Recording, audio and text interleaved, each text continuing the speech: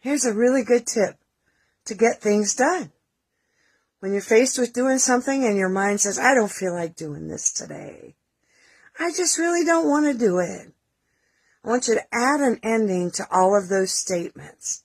The ending is, but I'm going to do it anyway. So whenever your mind is telling you, I really don't feel like doing that, but I'm going to do it anyway. You see how that can acknowledge your feelings, but you can still gather your energy and go do the thing. So every time you're hit with your excuses that come into your mind, the end is always the same. But I'm going to do it anyway. You'll be shocked at how much you get done when you just tell yourself the end of the story. I don't feel good. I don't want to do it, but I'm going to do it anyway. This will really help you have a good outcome.